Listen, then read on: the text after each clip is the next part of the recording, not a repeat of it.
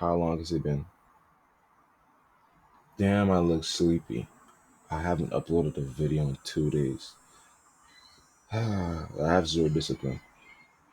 I need to work on my discipline for real. Discipline is doing what you hate to do, but doing it like you love it. Not saying I hate to do like videos, but like doing videos even when I don't feel like it. Because sometimes, I'm not gonna lie, I don't feel like doing like stuff, you know what I'm saying?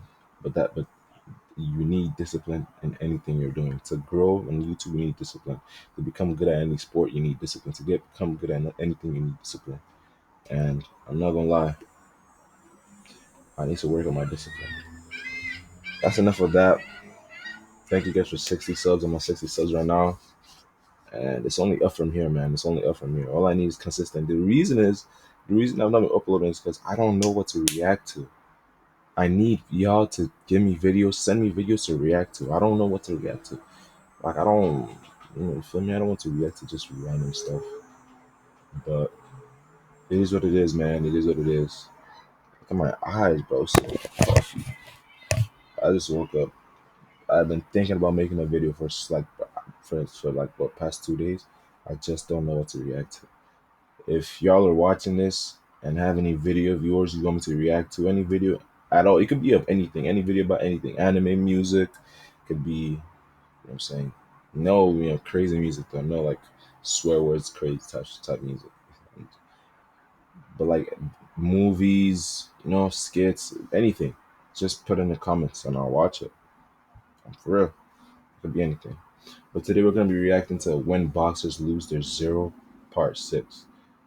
It sucks when a boxer that has never lost finally loses.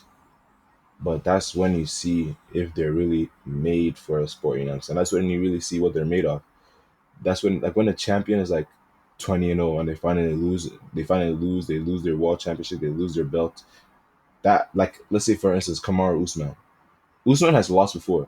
He lost his second UFC fight and then went on to go on like a what 19 win streak, 19 win streak. Now we see if he's really a champion, how he's gonna come back and things of that nature. That's how we see if he's really like that. You feel me? But regardless, let's get into the video, man. Who do you think is gonna be in the video?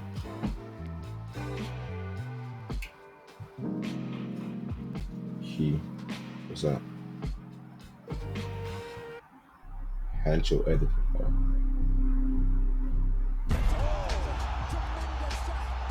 Oh yeah, my boy AJ. Who's that? Oh, Adrian Broner. I could barely see. Oh no, no, no. Why'd you put? Why'd you put Mike Tyson in there? Bektemir was a pretty well-decorated amateur rising up through the pro ranks, being moved along quickly. The biggest name on his 7-0 resume will be against Gabriel Rosado, always world-class, well-seasoned veteran who should never be slept on. Despite a competitive loss to like I'm losing Zaleski, muscle, with bro. Rosado almost putting him away in the 9th, then a year later losing an awfully close split decision against Daniel Jacobs. In a fight that should have put his stock down, it really put it back up to where he had one last chance to remain in the upper stratosphere in prize fighting, as Rosado really started to show, especially in the late 2010s, major improvements to his game as a boxer. Like the late Arturo Gatti, Rosado made the wonderful transition from a brawler to a boxer puncher. This fight was for the WBO International and WBA Continental Americas super middleweight titles. These two are regional belts. Despite Rosado going down in round 1, you can clearly tell Rosado knows something we don't know, and he is trying to set up something big. He is so fixed focused on this, he was willing enough to take a knee to avoid any unnecessary punishment, as he was going to get knocked down due to Bektemir's flurry. Second round, Rosado was really starting to time Bektemir. Not to the head yet, but to the body. After numerous setups to the body, Rosado found his perfect hole in Bektemir's defense to finally advance upstairs. You can literally hear someone call it in the crowd just before it happens.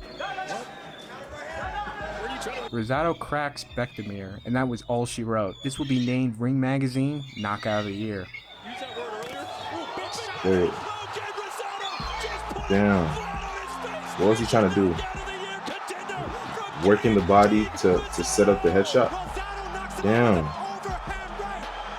Adam Kononski was a quickly rising Polish heavyweight fighting in America, pretty much beating the best of what America has to offer. Adam was up against Robert Helenius for the vacant WBA gold title, which is pretty much an interim title for the WBA regular title, which is an interim title for the super title. Most of Helenius' career was fought in Europe. You know one this thing, will be it's his like the boxing fight in the boxing He has world is always super been saturated on the cusp of fighting for a world belts title, now. but fell just short each Just time. random He belts, lost here interim against titles, Adam interim would this, more than interim likely that, be the WBA end of this, the road for the WBC that. 36-year-old. The fight would start up as a barn burner between It's the all two, about money. Adam getting the better of it.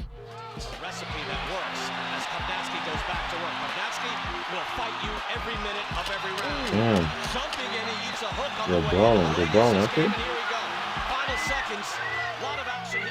But in round 4, despite winning the exchange, he would catch the end of Robert's counter shot, which would drop him. This would be ruled a slip by the ref, but Robert would drop him once again with the first combination once the fight resumed. That's about fighting, bro. Once you get stunned, if you don't know how to create space and recuperate, This time, and if the other person has that still killer hurt instinct, and plenty of you time on are the most clock. likely Helenius will getting go on knocked to out. finish off Adam that very same round to pick up the WBA gold title. Kopnatski rocked again. Clean headshots. Oh boy. Sucks to Left see. and right. David Fields taking a close look. Helenius pressing the advantage. Stop It's it. over. A shocker. In a bold move, Adam's team would pursue an immediate rematch, Robert fighting a lot more confidently in the starting round. Robert would crack through Adam in the first round, and it would be downhill from So he there lost where twice? Robert would get the stoppage. So some days ago, Adam would lose once again, making it a 3-fight losing streak. Apparently, he was offered big money to fight Derek Chisora in England. Now, I don't know whose fault that was to not take that fight, which would have given him rank over a risky fight against an unranked prospect that would kill his career. Before we get to the next fighter, be sure to hit that like button. YouTube has been That's mad the thing, bro. for Once lately. fighters lose once, most of them don't, And if videos don't get a ever certain get amount out of of it. likes and comments, it don't get seen by my subscribers, which quite a bit of folks have complained not being able to come across my videos till weeks later after uploading. If my polls on the community tab can get 1K votes within an hour, most certainly we can get them likes up. Now back to the video. I To swear me, I Yoko don't really care Pushkin's about title likes. I care defense about record comments. is 'Cause cursed. comments show Every me that people Japanese are fighter actually to have watching came close and know what's ended up happening. losing. Kenshiro was on the best pace to beating the record coming into 2021 with 8 title defenses after winning the title in 2017 with the record of 9-0. Kenshiro would get arrested for drunk driving. Apparently, the Western articles that reported this underreported it, and according to a comment I received when the news first came out, the dude trespassed on someone's private property and destroyed someone's car. Apparently there was no drunk driving involved. In September 2021, he will be up against underdog Japanese champion Masamichi Yabuki. Masamichi would catch Kenshiro off guard, forcing an all-out toe-to-toe fighters go skirmish crazy between the too. two. Look at Yabuki would get the best of Naoya it, stopping Inoue. a cut-up and extremely Wait, isn't he like exhausted number Kenshiro 2? I don't know if in he's the 10th Japanese. round I'm to pretty sure become the Japanese. WBC light flyweight Isn't he number champion. 2 pound for pound? The monster. After the fight, boxing legend and 3-division champion Hazumi Hasegawa came to talk to Kenshiro outside his locker room, giving him words of motivation. Damn. Listen, the thing about losing, if you win, you should always be prepared to lose. Only one who should be happy about winning is one who knows he's gonna lose, because you're out there dishing losses to people. So you should be able to take it back. Whatever you dish out, be able to take it back. But it hurts, I know. It hurts, I know. Now feeling better of the situation, in a line conversation tells Hasegawa in a text, LOL, if I come back and become champion, this will make a good drama. Hasegawa responding, of course, it's a good drama, and a wonderful view awaits. 6 months later, Kenshiro would get his revenge. A much more motivated and stronger Kenshiro would make easy work of Yabuki, knocking him out in the 3rd round to regain the title. That's how you know he's really a champion. When he could come back from a loss and like a 3. Look at Joe Louis, In the Max first fight, Schmeling. Kenshiro gave First round Hasegawa a shout-out decapitation. thanking him. 違う景色見えるでって言ってたんがこれかって思っても長谷川さんどこだろうこれっすね新しい景色や最高です。ありがとうございます。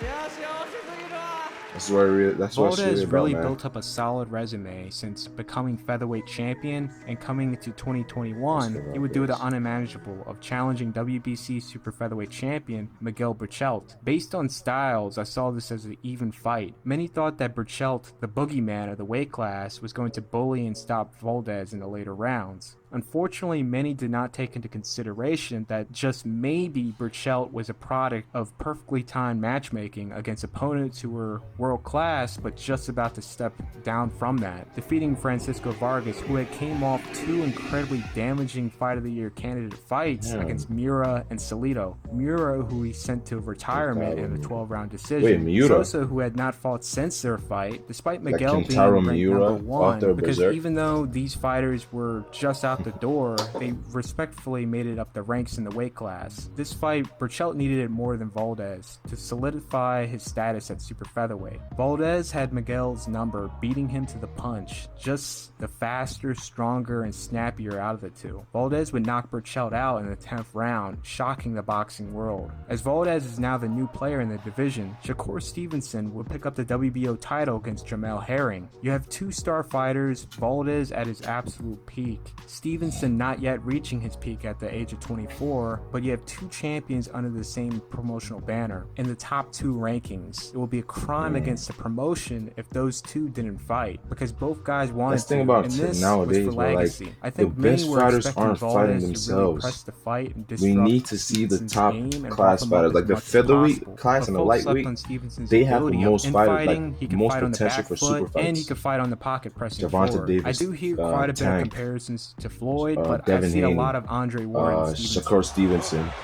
Lomachenko. Like, they have so many super fights they could create.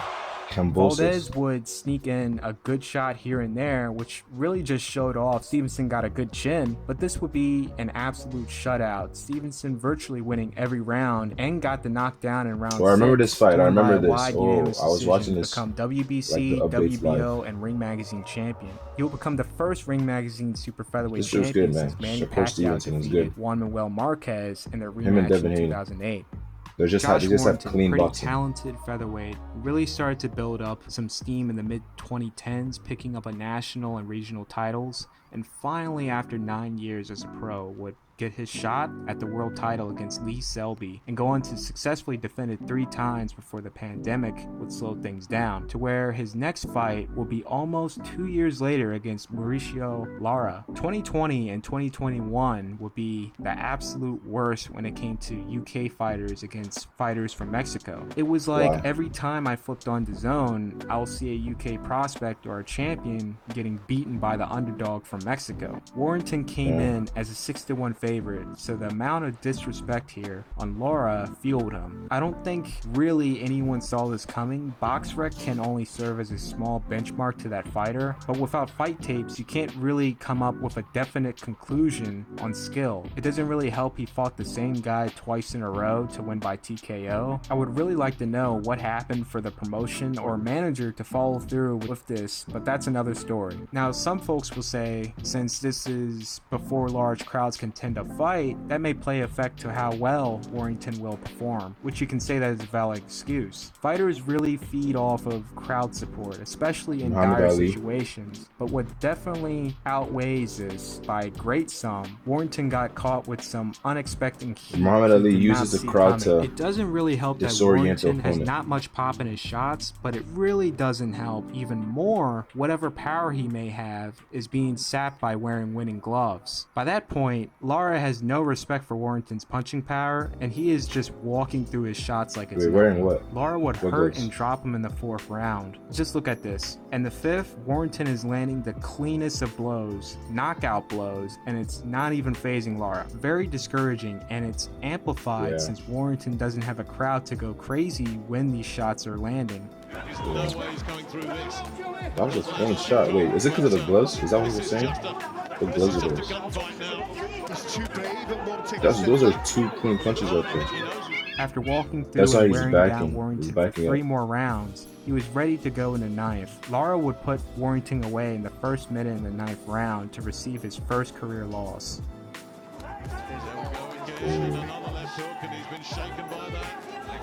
Try to grab him. Try to clinch. He's hurt.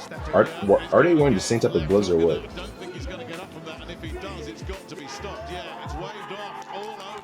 There would be an immediate rematch, and just like in the first fight, there will be issues with the clash of heads, this time being much more severe, resulting in the fight to be stopped in the second. Since both fighters' record was not affected, Warrington will go on to regain the title against Kiko Martinez, and Lara will go on to make even more of a name of himself, putting up an amazing performance against boxing prospect Emilio Sanchez. Jojo Diaz began to rise to the ranks in 2016 in the featherweight division. Now the problem was, this was a division ruled by PBC Al Heyman and partners of PBC, but the beauty of this was, despite Jojo being signed to Golden Boy, he did not have exclusive contracts with the TV network, but he had to push really hard to get a title shot under the WBC. He would go on to pick up both regional belts. By spring 2018, Jojo was the #1 ranked fighter by the WBC, earning mandatory position. Well, he's next in line for the world title. Who's that? So, Gary Russell, those liver punches hurt, man. He's after you. Your brain, your liver does not care about your brain. Your back just shuts you out, shuts your body out. HBO, making this rare cross-promotion fight between Golden Boy and PBC was very easy. And this brings up the misconception about Gary Russell. Yes, Gary fights once a year. Does that make him a bad champion? Does that mean he's holding the title hostage? Absolutely not. He is one of the best champions. He still has the title? For fulfilling his duties as a champion. Your duty as champion is to try and pursue unifications, and if you're not doing that, you need to fight your mandatory opponents, which you're supposed to do that once a year. Gary did his job as champion, and it's an absolute shame that people would throw this man's name under the likes of Adonis, a fighter who had not once went forward with a unification, nor defended his belt against a mandatory in 5 years. It was so bad that Ring Magazine, in an unprecedented move, stripped Stevenson of the title on grounds that he was not fighting quality opponents. With all that being said, even then in 2018, despite the odds, Gary came in the fight with a lot to prove to the boxing world, as most thought he was holding the title hostage. He had an undefeated contender from a rival promotion in his prime, and he wanted to deliver. Jojo having some moments, but Gary was out-throwing, outlanding, and out-hustling Jojo. He was considered the fastest fight, puncher. Really, I saw Gary flashing off his hand speed. Gary would win by a unanimous decision.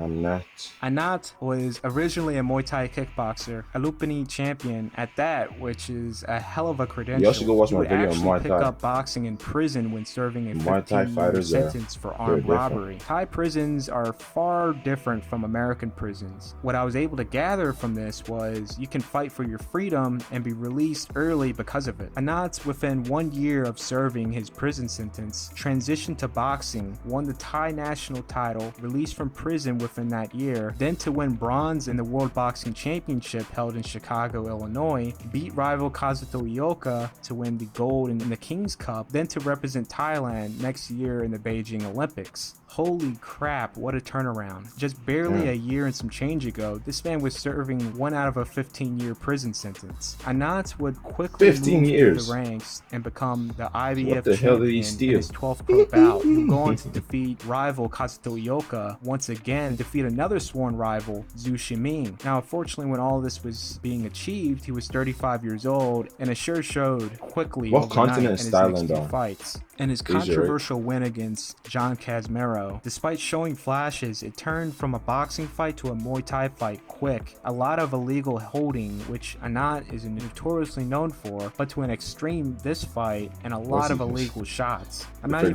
joking, he literally swept John off his feet. I don't know if his Muay Thai instinct kicked in because he was getting frustrated or what, but that was wild. The ref at that point was like, I'm too old for this, I'm still jet lagged from this 20-hour flight, I'm just gonna coast. Obviously there would be a rematch and it would be held in a neutral country in Beijing, China. Damn, knocked him down with a liver shot. I'm telling y'all, those liver shots are different. They will really put you down. I've never really and that will be one of the few pro fighters to go compete in the 2016 Brazil Olympics. He was actually shy of 1 fight from going to the medal stages before getting stopped in the 3rd round. Because it's called that it's going to cancel it. The battle of undefeateds, #1 IBF ranked Kid Galahad and IBF champion Josh Warrington. Both will go at it in a highly contested battle. Kid would fall just short on the cards to lose by a narrow split decision.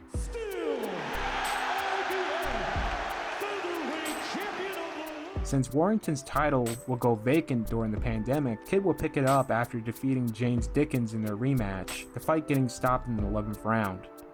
Talented Filipino and the protege of the great Manny Pacquiao had finally got his time to shine after 8 years in the pros, upsetting long-reigning champion Gary Russell Jr. to become the WBC featherweight champion. Mark came into the fight as a 4-1 underdog against Russell for very good reasons, because I bet on Russell during the Kamaru Usman fight, to make his I knew Leon Edwards had something to always prove. Looked sharp, if not sharper than fighters who are fighting 2 to 3 or more a year. So literally 3 days after winning, Mark was ordered by the WBC to fight former super bantamweight champion Ray Vargas. Ray has a very awkward style, 5'10" with a 70-inch reach that is impressive in the lower weight classes. He reminds me of a Celestino Caballero because of their styles. You're either going to get a beautiful boxing match or it's going to be an incredibly ugly fight. There's no middle ground here. Betting odds were actually quite even coming in because of that, but fight fans were leaning more towards Mark because of the obvious. Magsayo will land here and there some real good shots, but it was not enough to win the rounds, as Mark would tighten up on the scorecards, dropping Ray in the 9th round, but it was simply not enough, as Vargas will go on and finish strong to win the last 2 rounds on all 3 How much judges' points is a scorecards knockdown? by I really gotta decision. know.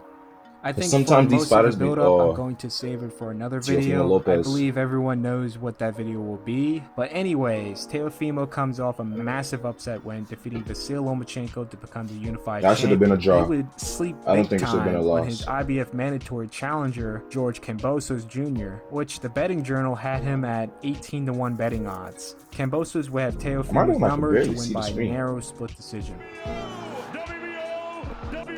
Just to get that shit taken by Devin Haney so easily. So now The moving rematch on is to happening, George though. Kambosos. In George's first defense, he was up against WBC champion Devin Haney. This was a unification for the undisputed title. This fight was held up for a while, mostly due to venue location. Let's Team Haney continue won working in out. America, and obviously like the George physique? would won in Australia, which he is the champion. He's fought on the road pretty much his whole career once he stepped into the world rankings. In this case, George is the A side because not only the titles, but the massive national backing he has in Australia. Australian fight fans and investors been waiting for something like this for many years, super fight. and they ain't letting that opportunity go to waste. The biggest, most hyped up fight in Australian boxing history was the Mundine versus Green rematch, and my gosh, that was an awful fight. One of the worst robberies in boxing history. This fight was so bad that the streamer who got caught airing the fight on Facebook becoming a national hero overnight, but he was the TV network's biggest villain as they decided to press charges. Due to the event being dreadful and massive robbery on the cards taking place, and the streamer's crowdfunding starting to receive national attention, with the streamer by the name of Darren Sharp showing no remorse for his actions, stating this: "Sorry I couldn't play the last fight. From the bottom of my heart, I really am. Foxtail's obviously a bunch of blank. Sorry about the language."